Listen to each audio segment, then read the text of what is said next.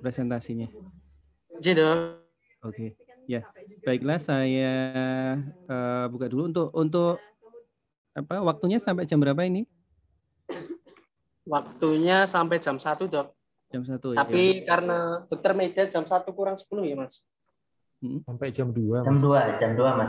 Jam 2, jam 2. Presentasinya 20 menit, Dok. Ya, ya. Oke, baik. Setelah itu langsung dokter Meda ya, berarti. Oh ya, silahkan waktunya 20 menit ya biasanya ya, 20 menit lalu tanya jawab. Ya. Baik, silahkan dimulai aja untuk Mas Yudo presentasi. Setelah itu kita diskusi beberapa sesi ya. Nah, ya, silahkan Mas Yudo. Bismillahirrahmanirrahim. Qala rabbis shrah li sadri wa yassir li amri wahlul 'uqdatam min lisani yafqahu qawli. Di sini saya akan sharing bersama ya terkait dengan jurnal Impact of Intermittent Fasting on Health and Disease Process. Di sini identitas jurnalnya yaitu adalah Q1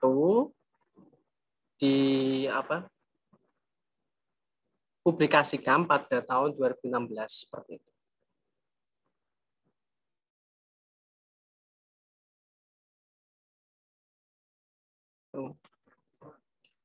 Oke, keterkaitan dengan ilmu fisiologi ternyata pada puasa itu dikaitkan dengan sistem endokrin, sirkulasi, metabolisme, sistem digestif dan neuromuskuloskeletal. Next. Oke, awalnya di abstrak ini dibilang bahwasanya evolusi manusia itu untuk mempertahankan kehidupannya dan manusia itu sejatinya itu bisa bertahan hidup tidak makan dalam beberapa waktu. Nah, di mana kelebihan dari manusia itu adaptasinya dalam bentuk fisiologi, bukan morfologi, yang mana dia adaptasi ketika kekurangan makanan maupun kelebihan makanan itu sendiri. Kita tahu bahwasannya fasting itu ada dua ya, ada intermittent fasting dan periodic fasting. Di mana ketika kita coba di animal models, si intermittent fasting ternyata pada model pertama yang diberikan 3 meals plus a late evening snack every day, itu ternyata ketonnya tidak keluar. Nah, ini cuma dikasih makan breakfast, lunch, and dinner saja. Serta snack pada agak menjelang malam ya, berarti senja seperti itu. Dan yang kedua, ketika 3 meal feeding day atau 3 kali makan, itu dia akan meningkat ketonnya, tetapi dia akan menurun ketika dikasih makan. Nah, ini tanda dikasih makan itu adalah warna merah, seperti itu.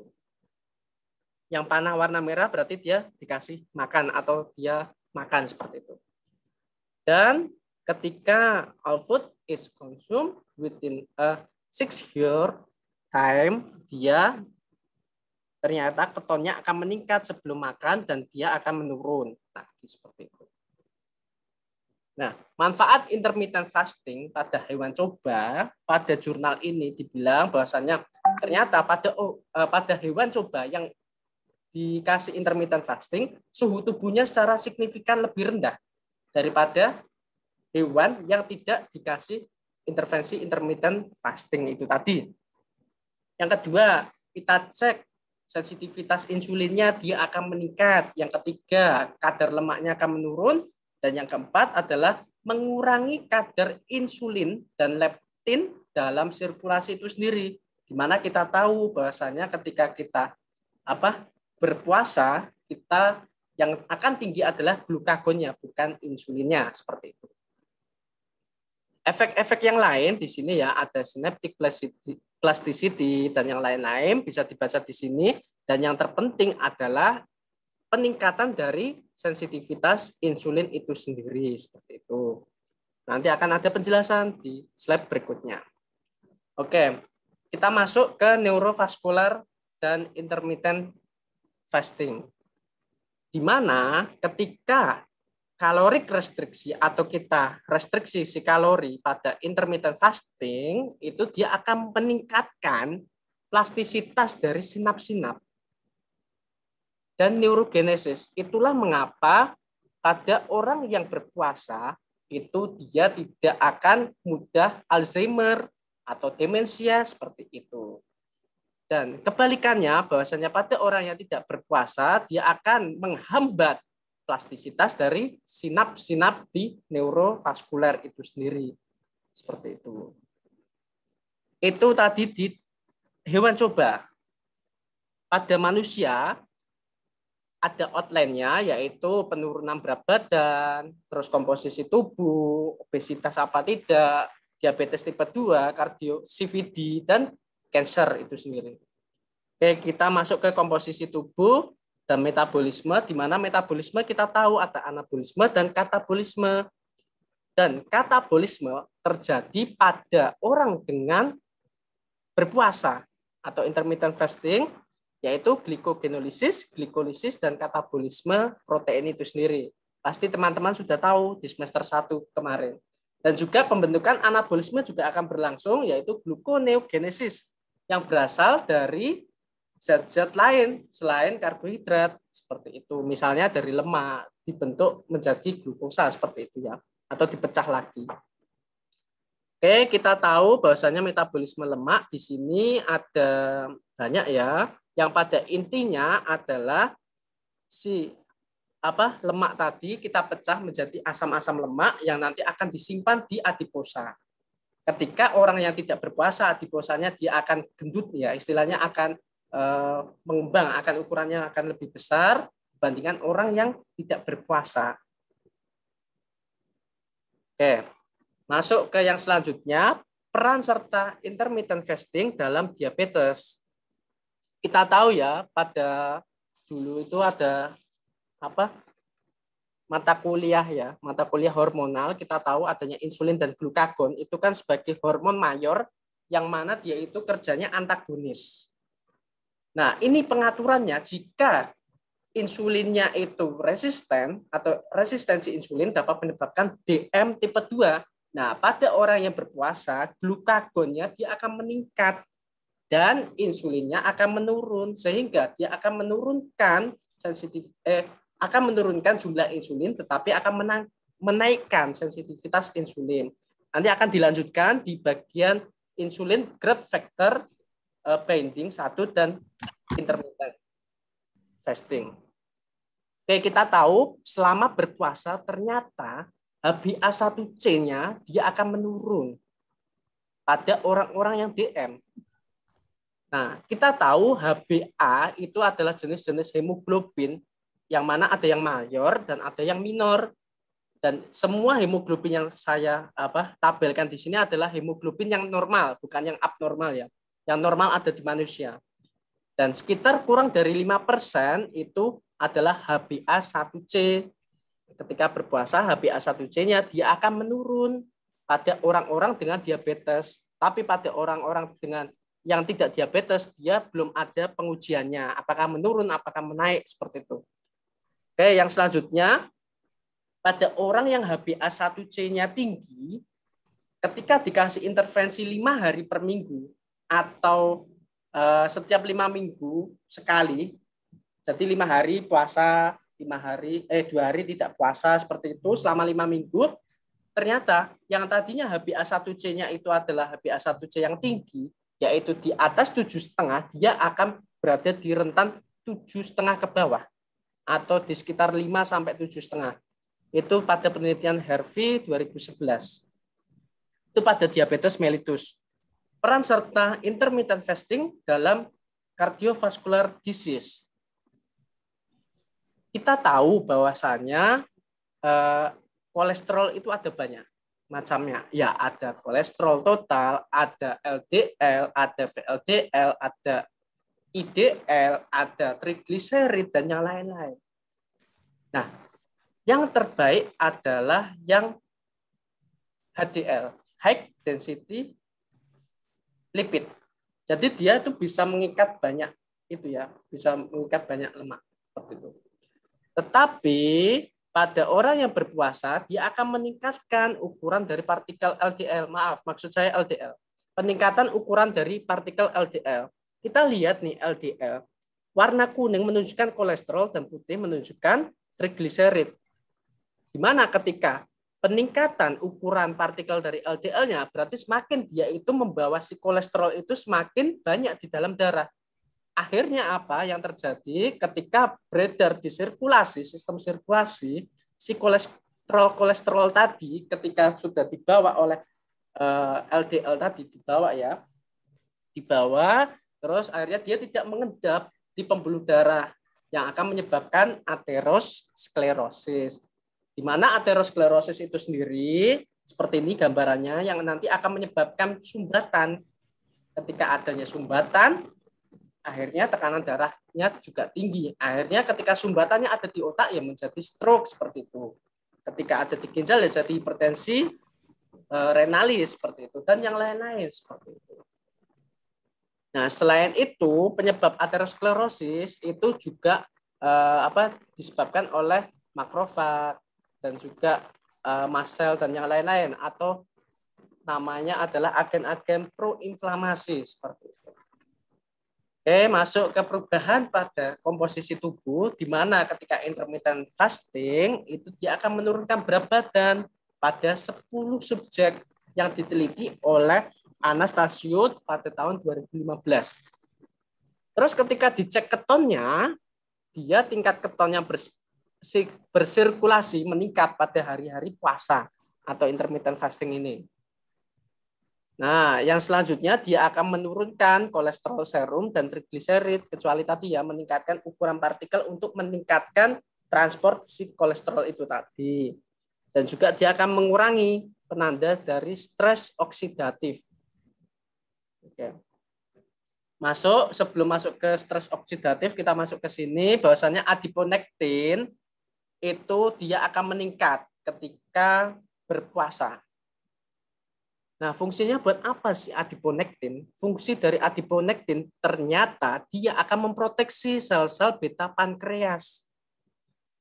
Selain itu, dia akan menurunkan stres oksidatif, inflamatori sitokin, dan akan meningkatkan glukosa uptake sehingga glukosa yang beredar di dalam darah itu tidak terlalu banyak. Sehingga tidak akan terjadilah resistensi insulin itu tadi. Oke, masuk ya, lanjut. Ini ke cancer, intermittent fasting and cancer. Bahwasanya belum ada sampai sekarang ya, yang data yang bilang bahwasanya intermittent fasting itu akan menurunkan biomarker yang menyebabkan kanker atau tidak. Cuman dari penelitian dari Wei et al. 2016, biomarker resiko kanker itu dia akan meningkat pada orang yang tidak berpuasa. Oke. Sehingga ketika berpuasa, biomarker tadi itu menurun.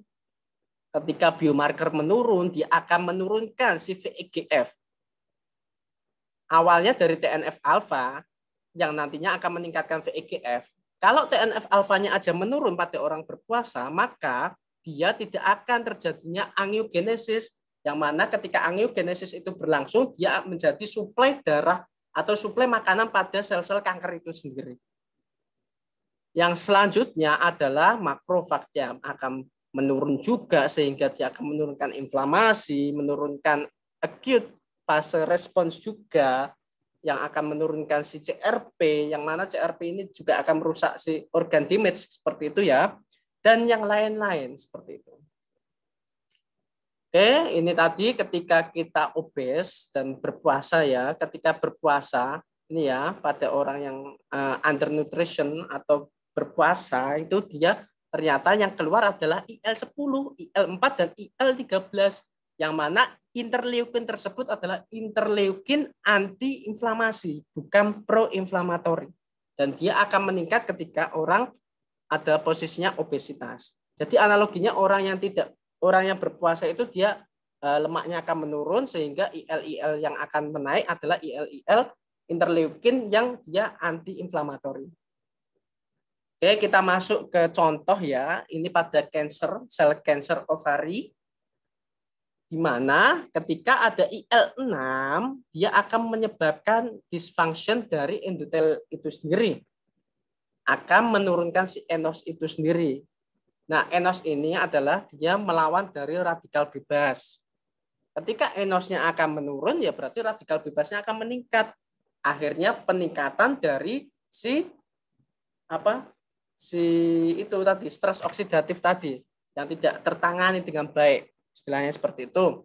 Nah, IL-6 yang pada orang yang tidak berpuasa tadi kan meningkat tuh, sehingga akan terjadi VEGF, ini akan menyebabkan angiogenesis, dan dari genetiknya dia akan menginvasi, proliferasi itu lebih cepat dibandingkan pada orang yang berpuasa. Pada orang berpuasa dia invasinya akan lebih tidak agresif, proliferasinya juga tidak akan lebih agresif pada tingkat DNA kita seperti itu. Sehingga dia akan menurunkan si cancer itu tadi. Selain itu TNF itu juga merupakan pro-tumoral inflammation karena dia akan mengajak si makrofag dan neutrofil membentuk si tumor-tumor, sel-sel tumor tadi. Selain itu, si TNF itu menyebabkan DNA damage, cell proliferation, dan neovascularisasi.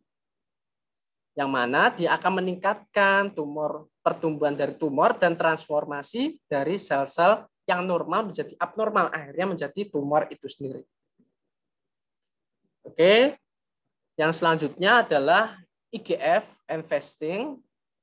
Jadi ketika kita berpuasa, ternyata insulin growth factor 1 dia akan menurun.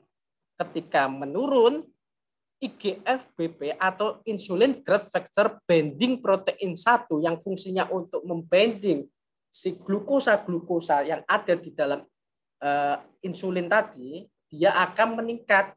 Sehingga ketika meningkat, uptake dari glukosanya akan meningkat. Seperti itu. Akhirnya tidak akan terjadilah resistensi si insulin tadi. Ini penelitian terkait bahwasanya penurunan IGF-1 telah dilaporkan pada subjek normal dan mengikuti intermittent fasting. Di mana IGF-1 itu akan menghambat dari apoptosis. Seperti itu. Publikasi terkait ini ada intermittent fasting meningkatkan neurogenesis dari hipokampus. Akhirnya fungsi memori di hipokampus itu dia akan meningkat atau dia akan menurunkan resiko aging pada otak. Yang selanjutnya ada penelitian dari Clinical Management of Intermittent Fasting in Patient with Diabetes mellitus. Jadi di sini bahasanya di penelitian ini sekarang itu manajemen dari DM itu menggunakan intermittent fasting ternyata. Dan yang selanjutnya, calorie restriction and intermittent fasting itu berimplikasi pada pengontrolan dari indeks glikemik orang-orang dengan DM dengan cara yang metode tadi. HbA1c-nya dia akan menurun dan yang lain-lain tadi sudah saya sebutkan. Dan ini ada systematic review yaitu bahwasanya intermittent fasting dan weight loss. Oke, sekian, terima kasih dari saya. Pas ya, kurang 2 menit. Terima kasih. Dipersilakan untuk diskusinya. Ya, terima kasih Mas Yudo atas presentasinya. Jadi ini topiknya mengenai fasting ya, pas sekali dengan bulan Ramadan ya. Nah, silakan untuk sesi pertama ini nanti ada 3 pertanyaan ya. Kemudian akan dijawab oleh Mas Yudo. Lalu setelah itu akan dibuka termin-termin selanjutnya. Baik, silakan siapa yang memberikan pertanyaan pertama untuk Mas Yudo? Saya izin bertanya, Dok. Ya, Mas Agung ya. Mas Yudo, terima kasih atas presentasinya. Menarik sekali, memang fasting sedang naik daun sepertinya ya. Yang ingin saya tanyakan, ini kan tadi bentuknya review ya. Jadi dalam review tersebut apakah dijelaskan bentuk intermittent fasting yang digunakan? Apakah secara umum saja 16:8 atau mungkin ada perbandingan jam lain dan ada tipe lain? Karena saya sempat baca intermittent fasting selain 16:8 ada juga yang eat stop itu, dan ada yang kayak OMAD gitu, yang cuman setiap malam seminggu 2 kali makannya cuman malam aja 1 kali, atau ada juga yang dalam 1-2 kali seminggu dia memilih untuk makan hanya 500-600 kalori, atau cuman yang tadi pertama. Sama satunya adalah Dari tadi saya belum mendapatkan rentang waktu. Jadi apakah intermittent fasting ini sifatnya akut atau kronis? Kalau kronis dia butuh waktu berapa lama sampai mencapai efek-efek yang tadi sempat dijabarkan oleh Mas Yudo. Terima kasih. Oke, saya simpan dulu ya.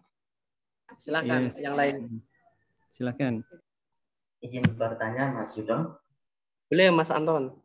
Oke, menyambung pertanyaan dari Mas Agung ya. Tadi saya sempat lihat di slide itu ada intermittent dan periodik ya. Nah, memang di sini saya memang masih bingung ya terkait perbedaan dari kedua ini. Mungkin Mas Yudo bisa menjelaskan perbedaannya supaya nanti bisa menyambung dari apa yang ditanyakan Mas Agung juga. Terima kasih Mas Yudo. Oke, terima kasih kepada Mas Anton dan Mas Agung. Dua dulu ya, Tuk, biar saya nggak lupa. Oke. Baik, ya, Baik. silakan dua ya, Bapak. Silakan, Mas. Oke, pertanyaannya sangat bagus ini Mas Anton. Memang saya itu memancing Mas Anton itu bertanya dan yang teman-teman bertanya terkait dengan intermittent fasting dan periodic fasting. Memang saya sengaja tidak menjelaskan ya, tapi bagus sekali ini. Kalau intermittent fasting itu contohnya adalah puasa Daud. Kalau yang Ramadan fasting atau puasa Ramadan itu adalah puasa periodik. Itu perbedaan yang pertama yang mendasar. Nah, puasa Daud itu bagaimana sih? Puasa Daud itu sehari puasa, besok tidak. Sehari puasa, besok tidak. Kalau periodic fasting itu ada jam-jamnya. Ya, seperti itu. Bukan. Maaf ya, tak ulangi lagi. Kalau misalnya intermittent fasting itu puasa yang 16/8 seperti kita Ramadan. Kalau yang periodic fasting itu yang kita ini ya. Kayak gitu. Oke, terkait dengan Mas Agung tadi pertanyaannya, apakah ada di jurnal yang ini dibilang intermittent fasting itu yang 16/8 seperti itu atau ada yang lain? Kalau di jurnal ini dijelaskan 16/8 seperti itu, Mas. Dan saya belum pernah mendengarkan juga sih ada yang puasa yang selain pola 16/8 seperti itu. Dan terkait dengan ini akut apa kronis, di jurnal ini juga tidak dijelaskan bahwasannya ini efeknya itu akan berlangsung secara akut apa kronis.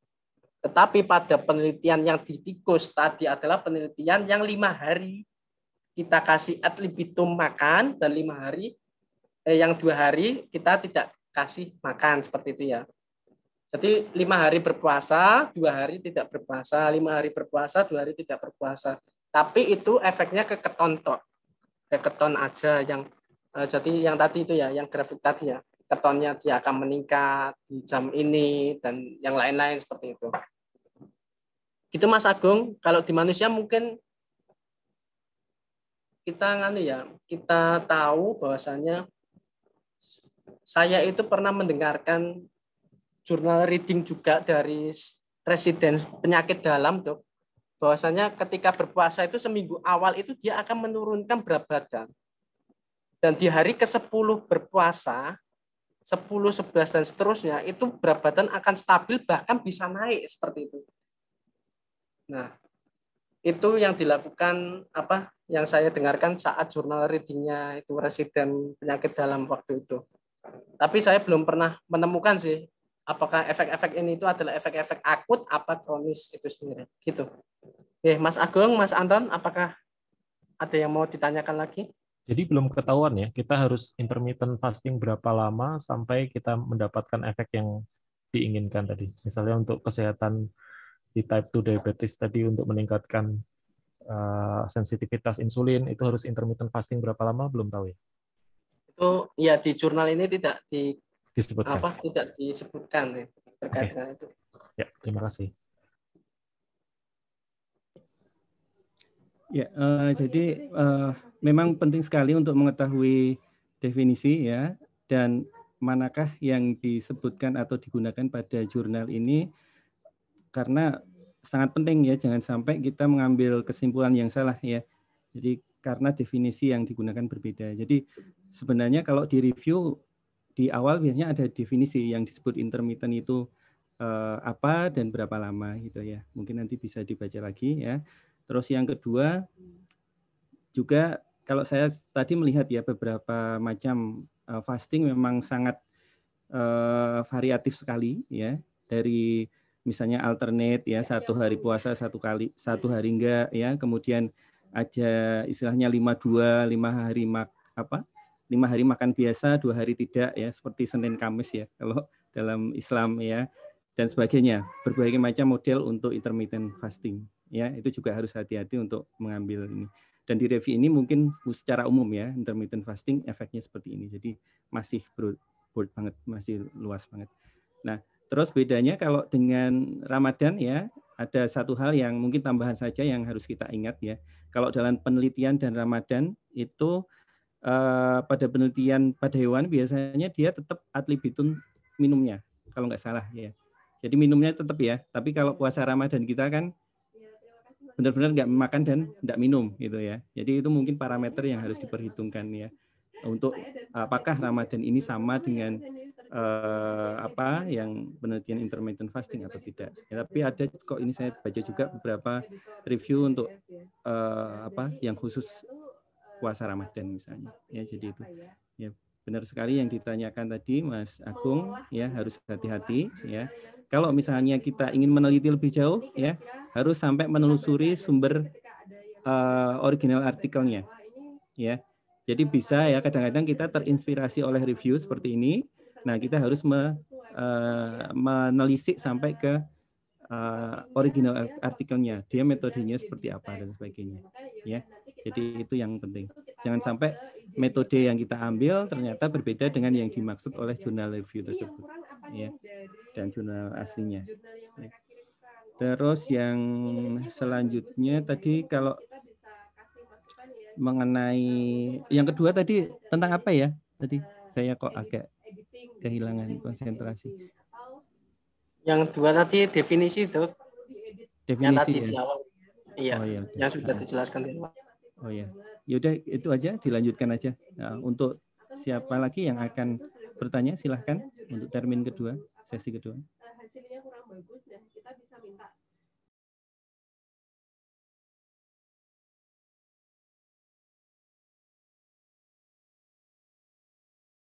Izin bertanya, Mas Yudo. Oke, silakan Mas Dani. Oke, terima kasih. Penelitiannya tertarik ya, saya barangkali bisa penelitian kayak gini juga. Jadi terkait intermittent fasting terhadap diabetes. Kalau saya ambil pengalaman saja ya, jadi ketika praktik di salah satu rumah sakit, ya dia real lah di rumah sakit atau di ininya klinik. Pasti ketika ada pasien yang diabetes, edukasinya dari tenaga kesehatan, saya nggak tahu apakah ini general atau enggak, mungkin bisa dijelaskan dari rekan-rekan dokter ya, dari Mas Yudo juga, bahwa diabetes itu dihindarilah puasanya gitu dengan alasan resiko terhadap hipoglikemi atau risiko yang lain. Nah, sedangkan di penelitian ini sendiri dapat meningkatkan sensitivitas insulin. Nah, itu bagaimana kaitannya? Terus adakah dijelaskan Mas Yudo apakah efek dari intermittent fasting atau mungkin periodic fasting yang efektif dalam strategi meningkatkan sensitivitas insulin pada pasien DM? Karena ya biar kita tahu nih intervensi yang tepat nanti untuk pasiennya seperti apa. Baik, seperti itu Mas Yudo. Terima kasih. Terima kasih Mas Dani. Langsung saya jawab aja gitu. Oke. Selama ini biasanya pada orang dengan DM itu sudah memiliki protokol untuk berpuasa Ramadan ya. Jadi minum metforminnya berapa kali, 2 kali, dan kalau misalnya glibenclamid misalnya yang cuma sekali seperti itu nanti di malam hari, sehingga dia sudah disetting pada orang-orang ahli endokrinologi atau penyakit dalam itu dibilang bahwasanya kalau sudah memiliki ini protokol ini, insya Allah tidak akan terjadi hipoglikemik seperti itu. Tapi pada orang-orang tertentu ya yang takut bahwasanya nanti kalau misalnya saya hipoglikemik bagaimana dan yang lain-lain, itu makanya dari spesialis penyakit dalam menyarankan untuk berkonsultasi ke ahli penyakit dalam itu sendiri atau ke ahli gizi bagaimana terkait dengan penyakit ini. Jadi pada kondisi-kondisi tertentu. Tapi pada umumnya orang DM itu tetap boleh berpuasa, yang mana harus memenuhi syarat dan kaidah dari protokol dari spesialis penyakit dalam itu sendiri. Dan terkait sensitivitas insulin meningkat dan yang lain-lain itu tadi sudah dijelaskan bahwasanya pada berpuasa jelas dia akan meningkatkan sensitivitas insulin dan akan menurunkan HbA1c yang di penelitian ini hanya 5 hari berpuasa dan 2 hari tidak berpuasa saja dia sudah bisa menurunkan HbA1c. Seperti itu Mas Dani. Terima kasih Dokter Rido.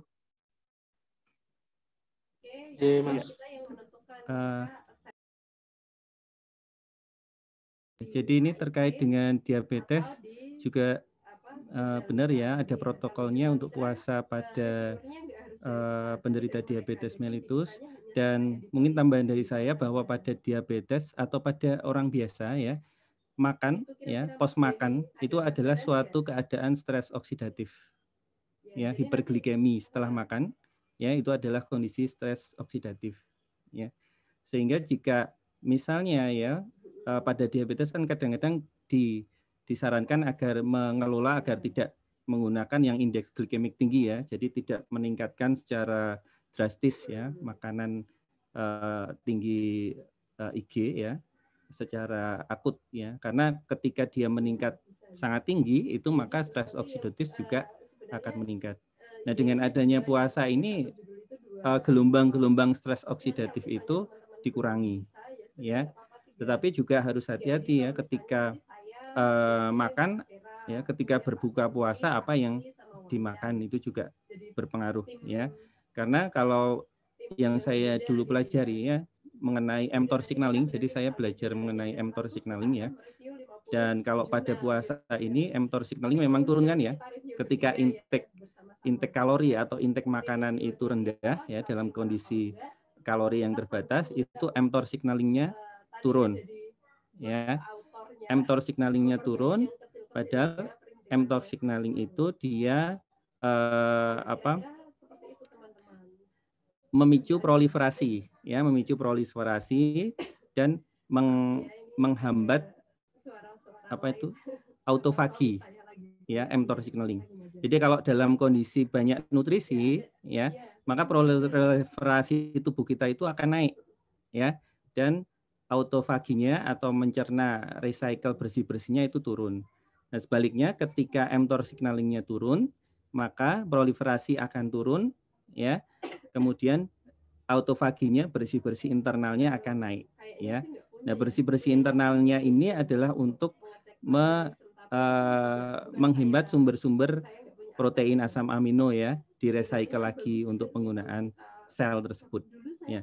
Nah, yang menarik bahwa ini memang benar ya, ketika mTOR kita puasa atau kalori restriksinya itu turun ya, proliferasinya ditekan dan autofaginya ditingkatkan ya.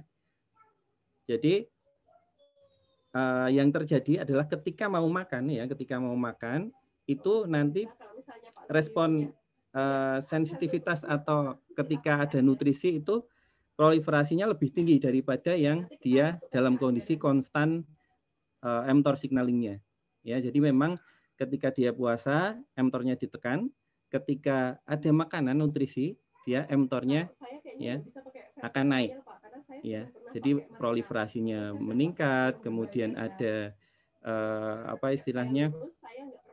sinyal-sinyal yang kalau di otak ya neurogenesisnya naik dan sebagainya. Jadi istilahnya ketika masa diet atau restriksi kalori tadi ya, tidak ada kalori yang masuk misalnya, tubuh kita itu bersiap-siap untuk nanti mengembalikan kondisi ya, balik lagi ketika ada nutrisi.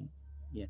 Nah, yang bahaya ini kan menurunkan resiko misalnya kanker ya, kankernya menurun. Tetapi ketika pada saat ada makanan yang dimakan itu dia termasuk yang karsinogenik dan sebagainya, malah itu berbahaya. Ya, ini yang term karsinogenik atau cancer. Nah, kalau yang saya pikirkan juga begitu juga ketika puasa. Ya, pada diabetes mellitus oke lah ditekan ya. Tapi ketika berbuka puasa itu dia tidak memperhatikan apa ya kalori atau apa yang dikonsumsi, yaitu malah nanti akan menimbulkan efek yang mungkin lebih berat daripada yang biasa gitu istilahnya, badainya lebih tinggi. Tapi yaitu nanti perlu diperhatikan ketika makan kembali periode refeedingnya itu ya, apa yang dimakan dan sebagainya ya. Jadi itu masukan aja sih, tambahan aja ya. Jadi tidak hanya ketika berpuasa ya fasting, tapi juga ketika kondisi refeedingnya itu diperhatikan apa yang diberikan atau dikonsumsi ya. Itu aja ya. Mungkin dilanjutkan aja, ini masih beberapa waktu ya. Kalau ada pertanyaan lagi. Panjang banget ya, Mei, Juni, Juli.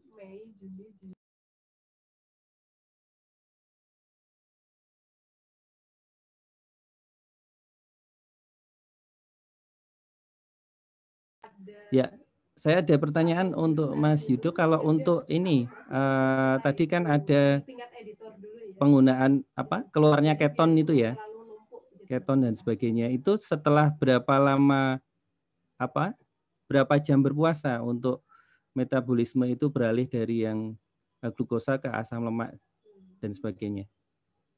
Yang pertama, terus yang kedua, kalau ini ya tentang autofagi ya. Autofagi juga kapan dia muncul untuk proses autofagi pada orang yang berpuasa atau pada hewan yang dia fasting.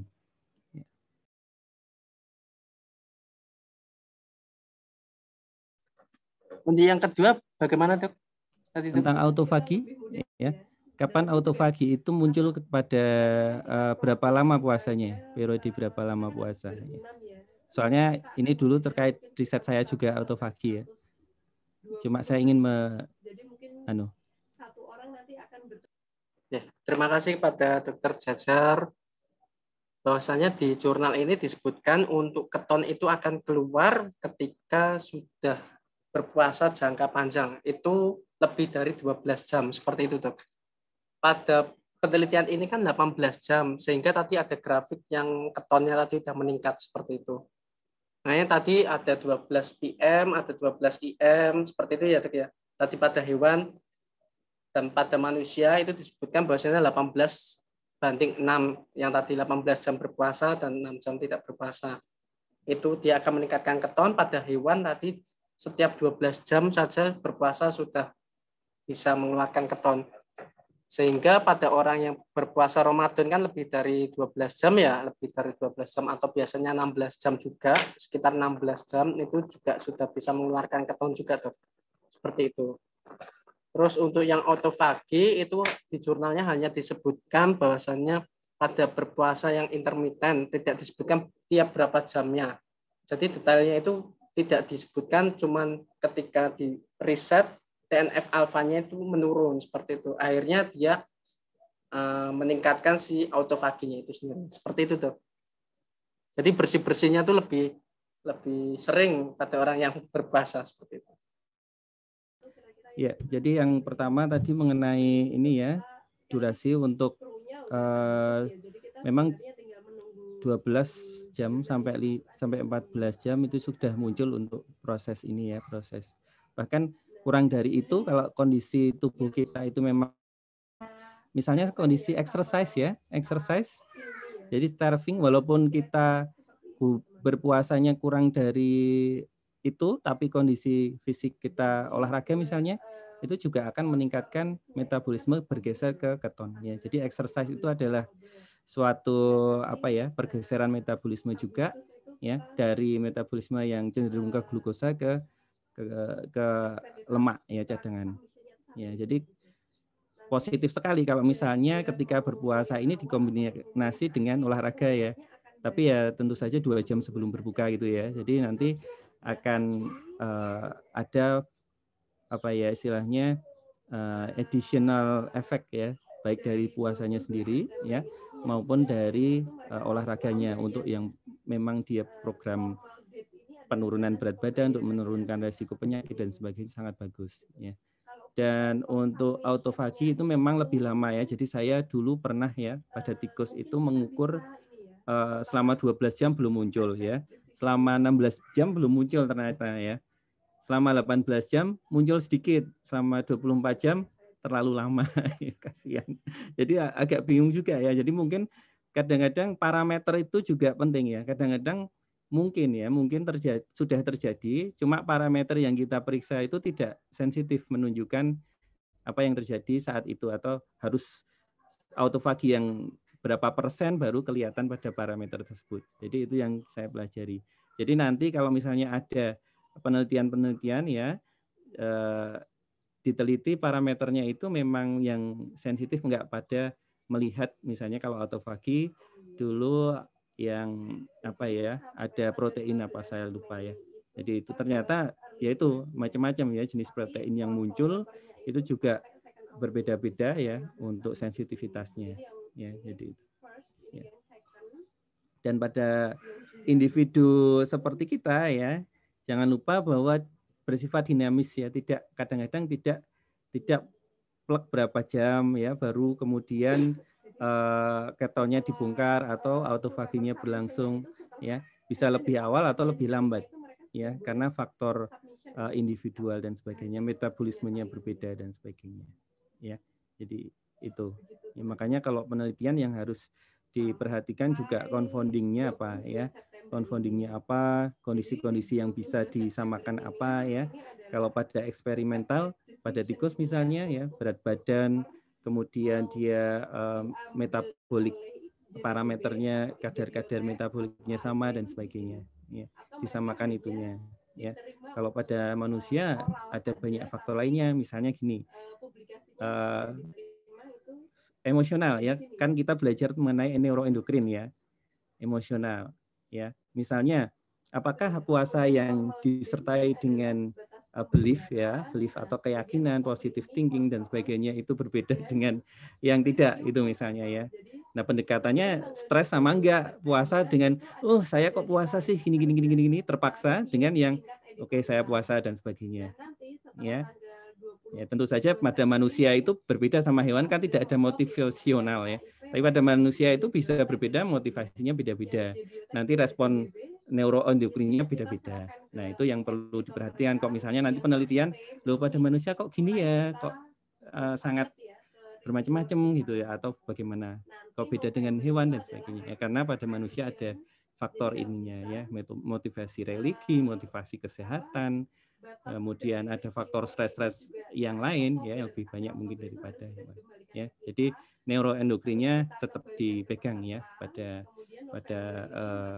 penelitian metabolik dan sebagainya, hormonal dan sebagainya.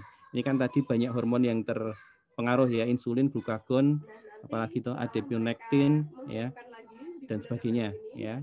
Dan hormon-hormon itu sedikit banyak ya malah mayoritas itu dipengaruhi oleh faktor neural ya, input neural ya. Ya gitu aja tambahan dari saya. Sepertinya sudah mau jam 2 ya. Ya. Saya tutup untuk sesi pertanyaannya ya untuk feedbacknya untuk Mas Yudo untuk jurnalnya bagus sekali. Cuma ini saya sebaiknya memang dikirimkan 1 hari sebelumnya ya. Jadi saya sempat mempelajari lebih dalam mengenai jurnal yang akan dipresentasikan dan ininya PPT-nya pada dosen siapapun ya. Jadi sebaiknya seperti itu. Jadi ketika presentasi telah berlangsung itu bisa optimal ya.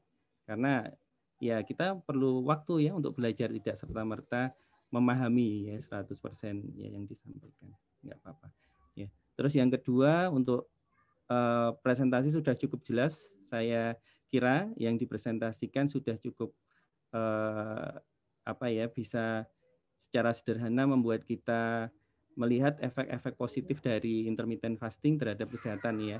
Yang negatif tadi ada enggak ya yang negatif? Lebih ke positif ya Mas Yudo ya. Iya dok. Iya. Yang negatif haus dok. Haus ya. Haus sama lapar ya. Ya, jadi itu. Jadi ketika kita melihat hal positif, jangan lupa kita teliti juga sebenarnya ini ada negatifnya enggak gitu ya. Jadi biar bisa seimbang, sudut pandang kita tidak diarahkan oh ini mesti positif, enggak ya, pasti ada hal negatif ya. Negatifnya karena apa? Nah, itu akan menimbulkan rasa ingin tahu. Terus yang ketiga mengenai ini ya, tanya jawab cukup bagus ya teman-teman semuanya, dan sebenarnya kontekstual dengan apa yang kita lakukan sekarang ya, Ramadan fasting ya. Dan menarik juga karena ini terkait dengan riset saya juga mTOR signaling ya. mTOR signaling itu yang mendeteksi adanya nutrisi sama enggak ya, kelaparan atau enggak, dan ini sangat dipengaruhi oleh fasting ya. Dan kalau jeli ya memang fasting ini baru beberapa tahun ini, 10 tahun terakhir ini yang booming ya, riset-riset mengenai fasting ya, bahwa itu bermanfaat ternyata ya untuk baik kalori restriction ya, menurunkan intake kalori, ataupun ada periodic makanan ya. Dan kalau dikaitkan dengan irama sirkadian ya, matahari terbit itu jam berapa? Jam 4 ya, subuh ya. Kemudian terbenam jam 6 ya, sekitar itu ya. Jadi sekitar 14 jam ya. Sebenarnya kalau kita tertib ya, makan ketika gelap ya, dan makan ketika gelap, makan ketika terang ya, siang hari, kemudian nggak makan ketika gelap ya. Jadi dibalik dari puasa ini ya gitu ya. Jadi makannya hanya siang hari, malamnya nggak makan. Itu kan sama aja dengan apa ya, istilahnya hampir fasting ya, walaupun tidak sepanjang siang ya, tetapi itu juga perlu diperhatikan bahwa irama sirkadian itu juga kalau kita pingin memodifikasi secara alami ya itu aja, makan kalau sudah terang dan berhenti makan ketika malam hari atau gelap ya. Jadi kalau sudah maghrib itu ya udah stop semuanya, ngemil dan sebagainya ya, karena itu nanti kaitannya sama respon insulin dan sebagainya untuk gelap terang juga ya. Obes meningkat kalau makan malam hari. Oh ya, ya baiklah, itu aja ya, jadi malah kemana-mana ya. Jadi istilahnya saya hanya membuka, kalau ada penelitian seperti ini silahkan pikirannya kemana-mana, nggak apa-apa ya, mana ya, memang untuk inspirasi penelitian, inspirasi berpikir dan sebagainya ya. Oke, gitu aja Mas Yudo dan teman-teman lainnya ya. Terima kasih atas waktunya. Saya tutup dulu untuk seminar presentasi siang ini. Silahkan melanjutkan aktivitas belajar selanjutnya dan silahkan melanjutkan puasa ya. Wassalamualaikum warahmatullahi wabarakatuh. Ya. Waalaikumsalam warahmatullahi Terus untuk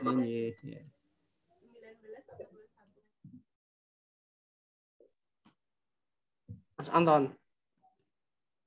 Oke, Pak De. Mas Marwan itu di mana sih?